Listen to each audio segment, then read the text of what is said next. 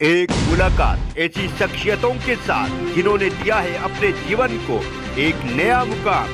रूबरू कराएंगे ऐसी कुछ हस्तियों के साथ एक खास शख्सियत के साथ मुलाकात जयदेव पटेल के साथ नंबर 1 इंडिया न्यूज पर रात।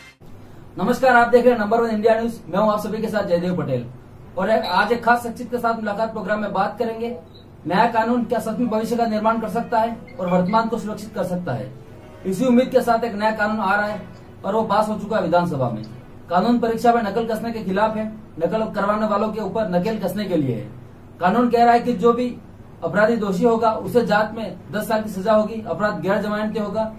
ये इसलिए भी जरूरी है क्योंकि जिन्हें रीट परीक्षा में दोषी पाया गया है वो जमानत पर बाहर आ चुके हैं। इस नए कानून में कम से कम 10 लाख जुर्माना होगा और ये 10 करोड़ तक हो सकता है। प्रॉपर्टी जब्त कर उसे कुर्क और सीज करने का इसमें प्रावधान किया गया है। अब नकल करने वाले परीक्षार्थियों को भी सजा होगी, मतलब सिर्फ कराने वालों को नहीं बल्कि जो करेंगे उसको भी सजा होगी और वो अगले 2 साल तक किसी भी परीक्षा में नहीं बैठ पाएंगे, उसे सजा भी होगी और जुर्माना भी देना पड़ेगा। ऐसे मामलों की जांच एडिशनल एसपी रैंक का अधिकारी करेगा, उससे नीचे अधिकारी का रैंक नहीं करेगा। इस कानून को कठोर माना जा सकता है, लेकिन क्या सच में ये कानून आने के बाद नकल रुक जाएगी, नकल गैंग टूट जाएगी?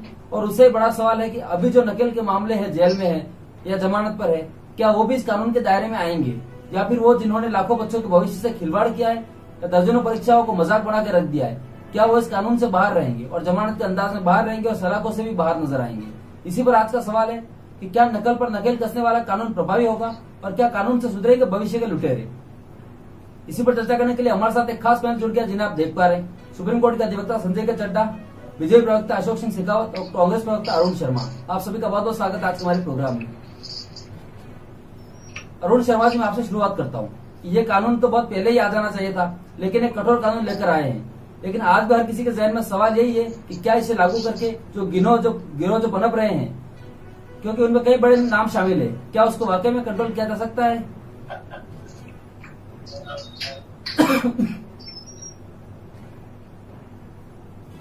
जयदेव जी, ये सवाल मुझसे पूछा है आपने? जी सर, आपसे सवाल है। देखिए जयदेव, ये बहुत ही ऐतिहासिक कानून की शेप में आ गया है, विधेयक रख दिया गया है पारित, और ये बहुत अभूतपूर्व है इस सेंस में कि ये समझने की जरूरत है कि ये जो पेपर लीक काफी व्यापक हो गया था। मैं केवल राजस्थान की बात नहीं कर रहा हूँ, दूसरे राज्यों में भी, बिहार है, उत्तर प्रदेश है, इवन गुजरात में भी इस साल कुछ पेपर लीक हुए हैं। ये माफिया सा पिछले 10 सालों में राजस्थान में भी पनपा है और ये कल पैदा हुआ है, ऐसी स्थिति नहीं है। पिछली बीजेपी की सरकार में भी 2 बार रीट के पेपर लीक हुए, पर उनको एसएचओ लेवल पर, थाने के लेवल पे जांच वांच करके निपटा दिया गया। लेकिन इस बार जो है काफी बड़ी परीक्षा, 16.5 लाख अभ्यर्थी जिसमें भाग लिया था जिन्होंने, वो की गई क्योंकि युवाओं का काफी 2.5-3 साल ये कोरोना में भी खराब हुए, तो ये परीक्षा करवाना सरकार ने बहुत जरूरी समझा। हालांकि उस समय भी संदेह व्यक्त किया जा रहा था कि इतनी बड़ी संख्या में ये जो अभ्यर्थी हैं वो कैसे आ पाएंगे, कि कैसे कंडक्ट होगा, व्यवस्था कैसे होगी। लेकिन सब कुछ बहुत तरीके से किया गया, उनको आने जाने की निःशुल्क व्यवस्थाएं भी की गई, उनके रहने खाने पीने का भी इंतजाम किया गया। इन शॉर्ट बहुत सुचारू रूप से वो परीक्षा हो गई। लेकिन फिर एक बार ये लीक का काला साया इस परीक्षा पे भी पड़ा और ये सितंबर के लास्ट वीक में परीक्षा हुई थी और करीब 4 अक्टूबर को एसओजी ने ये पर्दाफाश किया कि ये पेपर ही लीक हो गया है। उसका इम्पैक्ट और दायरा कितना बड़ा है उसकी जांच अब भी लगातार चल रही है। और तभी इस सरकार ने, हमारी राजस्थान में कांग्रेस सरकार ने एक वादा अपने आप से और इस प्रदेश के नौजवानों से किया कि इस बार इस बीमारी का इतना सख्त इलाज करना है कि जो भविष्य के ये माफिया हैं और जो नकल करवाने वाले लोग हैं, इनको 10 बार सोचना पड़ेगा कोई एक कदम आगे बढ़ाने से पहले। तो नतीजन ये विधेयक सामने आया और अब इसने कानूनी जामा ले लिया है। इसमें कोई शंका की गुंजाइश नहीं है कि ये बहुत प्रभावी तरीके से इम्प्लीमेंट किया जाएगा। और हम चाहते हैं कि परमानेंटली ये जो एक दाग है, कलंक है परीक्षार्थियों के माफिया का जो गैंग चल रहा है, उसको समाप्त किया जाए। तो ये एक राजनीतिक इच्छा शक्ति की वजह से हम ये लेके आए। ये पहले, ये सही बात है कि पहले भी आ सकता था, लेकिन इस बार ये ठान लिया गया है कि ये कलंक हमेशा के लिए दूर किया जाएगा। और बहुत ऑलरेडी सरकार इस साल का कैलेंडर इश्यू कर चुकी है। करीब 12 परीक्षाएं 2022 में होंगी और निश्चित डेटों पे होंगी। तो मुझे पूरी उम्मीद है कि ये सब स्थिति अब नियंत्रण में होगी और अपराधियों को किसी भी हालत में नहीं छोड़ा जाएगा। जी, संजय के चड्ढा जी, क्या आपको लगता है कि इसमें जो प्रावधान किए गए वो काफी हैं डर पैदा करने के लिए? जयदेव जी, कानून का निर्माण क्यों किया जाता है? जैसे आदरणीय अरुण जी कह रहे थे शुरुआत में कि इस तरह के कई चीजें हम लोगों के समक्ष आ रही थी, चाहे किसी की भी सरकार है, जहां पे इस तरह के मामले, क्रिमिनल केसेस और बड़ी संख्या में, जैसे अरुण जी ने बताया कि बहुत बड़ी संख्या में ये चीजें बार बार आ रही थी। अन्य प्रदेशों में भी आ रही, क्योंकि अभी राजस्थान का जिक्र हो रहा है, तो राजस्थान के विषय में ऐसा पाया गया तो सरकार ने यह निर्णय लिया गया। कानून पास करने का, कानून बनाने का निर्णय क्यों किया जाता है? डेटरेंट पैदा करने के लिए कि आइंदा से ये जो गैर कानूनी काम है उसकी पुनरावृत्ति ना हो सके, वो दोबारा से एक बार फिर से जो है उस तरह का जो गैर कानूनी काम है वो ना हो सके। और ज्यादा सख्त सजा हो जाने से ये भी देखा जाता है कि जो क्रिमिनल्स हैं उनके साथ दूर तक मैसेज पहुंचाया जाता है कि अगर आप इस चीज में लिप्त होंगे तो कानून सख्त है और आपको सजा होगी। इस वजह से ये कानून बनाया गया है। अशोक सिंह जी, ये तो आप अपनी फ्रेम सही कर लीजिए। एक चीज छोटी सी मैं और बताना चाहूंगा। जयदेव जी, कार्यक्रम की शुरुआत में आपने कहा था कि ऐसा कानून है क्या जो ये अभी अरेस्टेड लोग हैं उन पे भी लागू होगा? तो वो एक प्रश्न चिन्ह होता है। मैं आपको बता दूं, ये कानून कभी भी रेट्रोस्पेक्टिव नहीं बनते हैं। पिछले जो व्यवस्था थी वो आज के कानून से, जो नया कानून है उससे गवर्निंग नहीं होगी, उससे उसको गवर्न नहीं किया जाएगा। अशोक सिंह जी, आपकी फ्रेम सही कर लीजिए एक तो। और अशोक सिंह शेखावत जी, आपसे मेरा अगला सवाल है कि इस कानून का तो स्वागत होना चाहिए और बीजेपी स्वागत कर भी रही है, मानकर चले कि बीजेपी इस कानून के साथ है? मैं कह रहा हूँ कानून कोई भी बने, लेकिन सरकार का 3 साल। सर, आपकी फ्रेम एक्चुअली क्रॉस है, उसको स्ट्रेट कर लीजिए।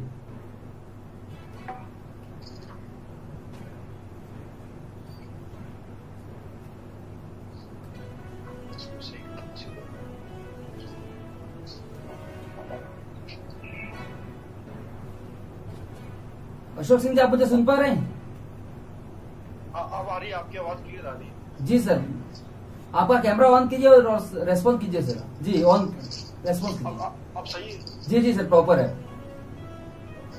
मैं कह रहा हूँ कि 3 साल से यदि सरकार का कार्यकाल देखेंगे, हेलो सरकार, रोजगारों के साथ ठगी और वादा करके भूल जाना, यही सरकार ने किया।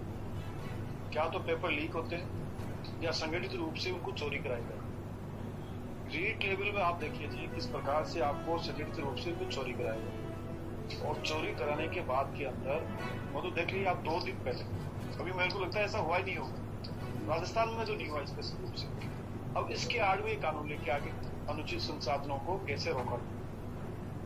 पहले भी 1992 में कानून था, उस कानून के अंदर कोई भी परीक्षार्थी या कोई भी व्यक्ति इस प्रकार से कोई काम करे तो उन लोगों को आप देखिए कि 3 साल की सजा का प्रावधान था और डीबार 2 साल के लिए किया जाता है।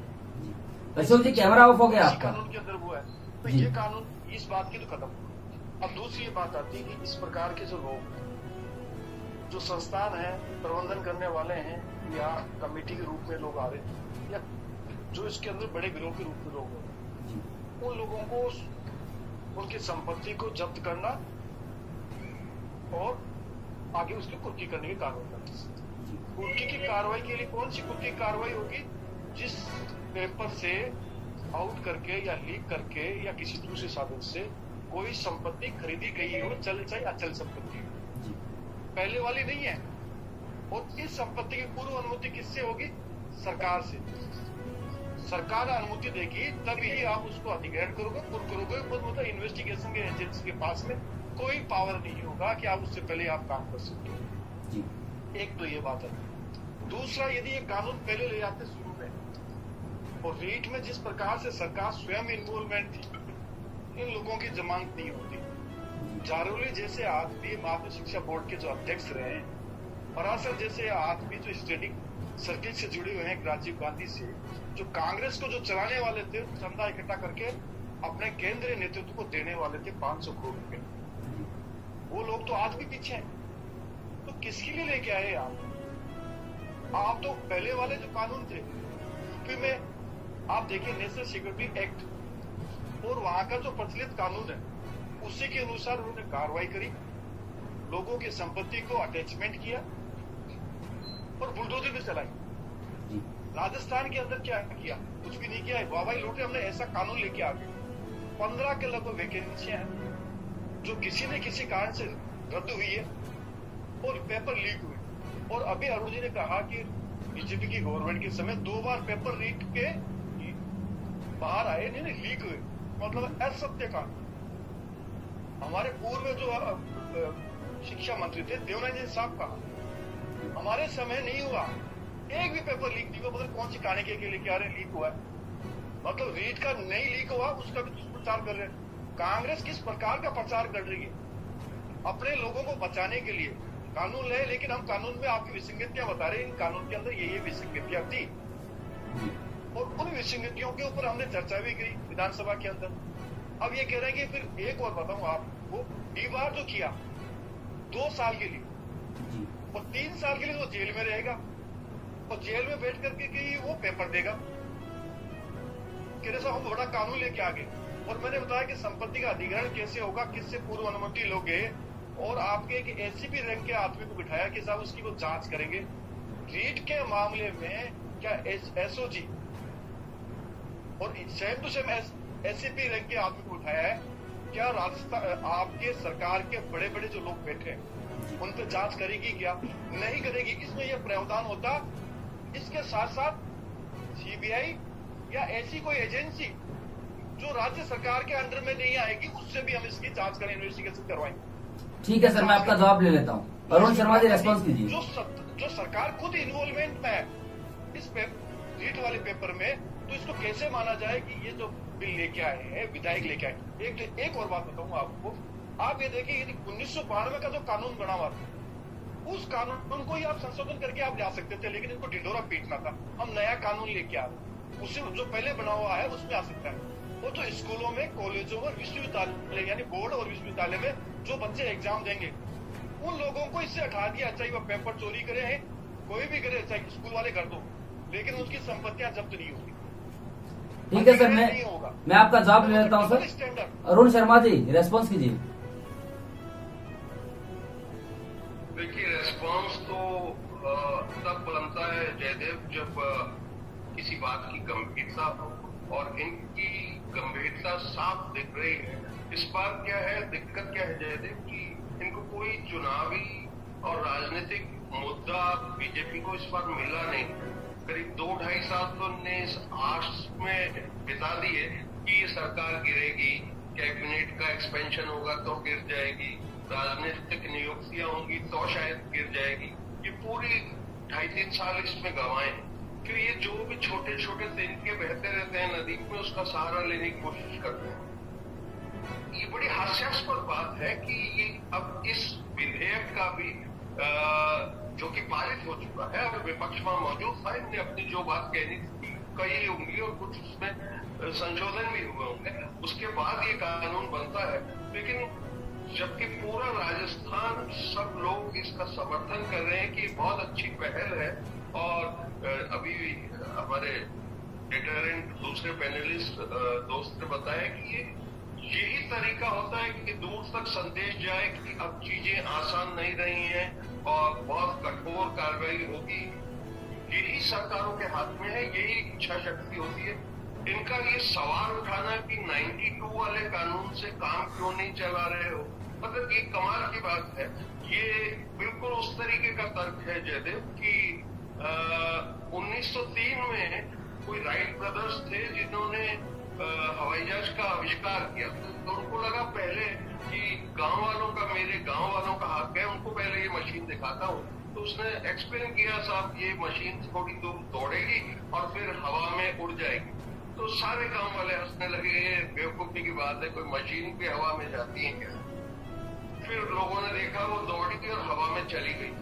अब गांव वाले दोबारा हंस रहे थे कि देखा क्या पागलपन है, अब हवा में चली गई, अब ये नीचे नहीं आएगी, देखते हैं। ये लगभग उसी तरीके का तर्क। जब कानून बना दिया गया है, शक्ति दिखा रहे हैं, राजनीतिक शक्ति दिखाई गई है, एक नैतिक शक्ति दिखाई गई है कि हम इस कलंक को दूर करना चाहते हैं। ये चाहते हैं कि स्टेटस को बना रहे। इनको आस है कि यहाँ ट्रेडिशन है, 5 साल ये और 5 साल फिर हम आएंगे, ये हर चीज में रुकावट डाल।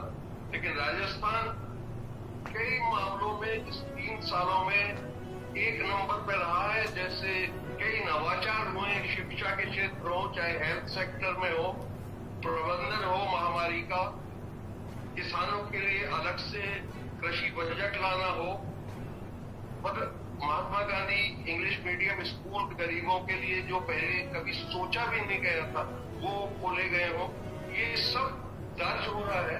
और इनको बड़ी बेचैनी है कि ये कर क्यों रहे। बड़ा ईमानदारी से सवाल अशोक सिंह जी ने पूछा कि ये विधायक लाए क्यों ढिंडोरा पीटना है, 92 वाले से काम चला लेते, इसलिए ये कुछ ठीक है सर, नहीं है और इसका स्वागत किया जाना चाहिए। बहुत ईमानदारी से ये लाया गया है और हम संकल्पित हैं कि राजस्थान के नौजवान को दोबारा। ठीक है सर, मैं दोबारा आता हूँ आपके पास। संजय चड्डा जी, मौका नहीं मिले जहाँ ये सवाल पूरा सर, मैं दोबारा आता हूँ आपके पास। अरुण जी, संजय जी, ये सवाल मेरा आपसे है कि पूरा राजस्थान पूछ रहा है कि रीट परीक्षा भर्ती के दौरान जो लोग दोषी पाए गए, क्या उन पर कानून लागू होगा या वो ऐसे बाहर रहेंगे जमानत के तौर पर। उनके लिए ये कानून, जहाँ तक इस पर्टिकुलर नए कानून का प्रश्न है, इसका रेट्रोस्पेक्टिव इफेक्ट नहीं होगा। उनके ऊपर अन्य धाराएं जो हैं, अन्य जैसे आईपीसी की धाराएं हैं और कई अन्य धाराएं हैं जिनके तहत एसओजी में जो मुकदमा दायर है उनके तहत उनके खिलाफ क्रिमिनल एक्शन होगा। वो जो जेल में है, जैसे हम कार्यक्रम की शुरुआत में आपने भी बताया, तो उनके ऊपर एक्शन उसी कानून के अंतर्गत होगा जो पहले से है, यानी कि आईपीसी के तहत होगा। लेकिन जो नया कानून है इसके अंतर्गत उनके ऊपर एक्शन नहीं लिया जाएगा। इस कानून के अंतर्गत क्या कोई सेंट्रल गवर्नमेंट से भी कोई परमिशन लेनी पड़ती है सर? जहाँ तक मुझे मालूम है, ये कानून में किसी भी प्रकार से सेंट्रल गवर्नमेंट की दखल की आवश्यकता नहीं है। ये एक राज्य सरकार के द्वारा पास किया गया कानून है और राज्य सरकार राज्य के अंतर्गत, राज्य की परिधि के अंदर, राज्य के क्षेत्रफल के अंदर इस कानून को अप्लाई करेगी, वहां पे इसको अप्लाई किया जाएगा। तो किसी भी प्रकार से जो केंद्र सरकार है उसका कोई इसमें दखल अंदाजी नहीं। अशोक सिंह जी, आप कुछ कहना चाह रहे थे क्या सर? अभी अब विपक्ष के पास यही मुद्दा बच गया है, ऐसा अरुण जी का कहना है। देखो, एकदम पहले मैं बताऊं, इनको इनका है कि 1992 का जो कानून बना हुआ था, मैंने कहा कि इसमें संशोधन कर दें। मैंने नहीं कहा कानून के लिए आप उसमें संशोधन कर सकते, लेकिन ढिंडोरा पीटना था एक अलग से कानून लिया। एक फर्स्ट बात, इन्होंने कहा कि राजस्थान में नंबर 1 है। किसमें नंबर 1 है? बलात्कार में नंबर 1 है, आपके बाल तस्करी में नंबर 1 है, अवैध खनन में नंबर 1 है, अवैध परिवहन के अंदर नंबर 1 है, अवैध हथियार में नंबर 1 है। तो SC/ST से उत्पीड़न से नंबर में दूसरा नंबर पर है। तो नंबर 1 नंबर 2 की कहानी राजस्थान में चल रही, किसमें नंबर 1 है? और दूसरा इन्होंने कहा कि किसानों के लिए हमने कहा, किसान तो आज ढूंढ रहा है इनको जगह जगह बार बार। तो राहुल गांधी जी कहा था चांद उगे सूरज झुके 10 दिन में कर्जा माफ कर देंगे। तो राहुल गांधी जो आएंगे जो पता पड़ा 10 दिन में कहा हुआ, और दूसरा मैं कहता हूँ इस कानून की बात करता हूँ। आप देखिए, हमने कहा कि एक जुडिशरी कमीशन की बात आती है। जुडिशरी कमीशन बनेगा तो 3 साल के अंदर जो इन्होंने भ्रष्टाचार किया वो सारा का सारा भर्तियों से संबंधित है, वो उसके पास जांच आती। इन्हें पता है कि जुडिशरी कमीशन में कोई बात आ जाएगी तो सरकार पर आ जाएगी, सरकार की देगी। और दूसरा में हम कह रहे हैं कि आरपीसी हो चाहे अधीनस्थ चयन बोर्ड, आज प्रश्नों का जो सिलेक्शन है वो किस प्रकार से सिलेक्शन हो रहा है वो सब देख रहे हैं। उसके बारे में कोई सरकार को लेके आती है तो हम उसमें अभिषेक करते हैं। दूसरा, इस कानून में देखा है छूट का प्रावधान राज्य सरकार किसी नियम में अपने कोई कानून के लिए बढ़ा सकती है। उसमें क्या लिखा है, 2 साल तक तो आप छूट कर सकते हो। इसके अंदर किस कानून में कोई भी बिंदु आएगा 2 साल बाद में नहीं करोगे तो इनकी मंशा क्या है? ये मंशा है कि यदि इसमें मैंने आपको पहले ही बताया कि बाह्य एजेंसी यदि इसमें सम्मिलित हो जाती है तो इनको दिक्कत आ जाएगी। इसलिए इसमें कानून के अंदर आप संशोधन नहीं कर सकते। 2 साल तक कर सकते, 2 साल बाद में नहीं करोगे तो बाद में चुनाव आ जाएगा और भारतीय जनता पार्टी सरकार आ जाएगी। चौथा मैं कह रहा हूं, आप कोचिंग इंस्टीट्यूट है कैसे चल रहे हैं राजस्थान के अंदर। पटवारी के एग्जाम में ये कहा जाता कि 1 लाख रुपए दीजिए, 1000 क्वेश्चन देंगे। फिर कहते हैं कि आप 2 लाख दीजिए, 500 क्वेश्चन दीजिए आपको देंगे, और 5 लाख दीजिए आपको 100 क्वेश्चन देते हैं, और बड़े बड़े इश्तिहार में लगाए जाते हैं। क्या उनके खिलाफ ने सरकार ने कोई कार्रवाई करी? क्यों करेंगे? उनसे पैसा आ रहा है इसलिए सरकार कार्रवाई नहीं करेगी। हमने कहा कि इसमें प्रावधान भी रखिए कोचिंग इंस्टीट्यूटों के खिलाफ। सिर्फ आप सम्मिलित तो होंगे तब होगा, इश्तिहार देंगे तब नहीं होगा। और इन्हीं के लोग, इन्हीं के मंत्री, इन्हीं के विधायक लोग इंस्टीट्यूट चला रहे हैं, सीकर में चला रहे हैं। आरपीएससी में साक्षात्कार में क्या हुआ? पीसीसी जो अध्यक्ष हैं वर्तमान में, उनके पूरे रिश्तेदार सम्मिलित हो चुके हैं। तो ये क्या सरकार कहेगी? बोले कानून का जो मुद्दा ये बना रहे हैं, कानून का एप्रिशिएट नहीं कर रहे हैं। आपका कंडक्ट यही दिखाता है।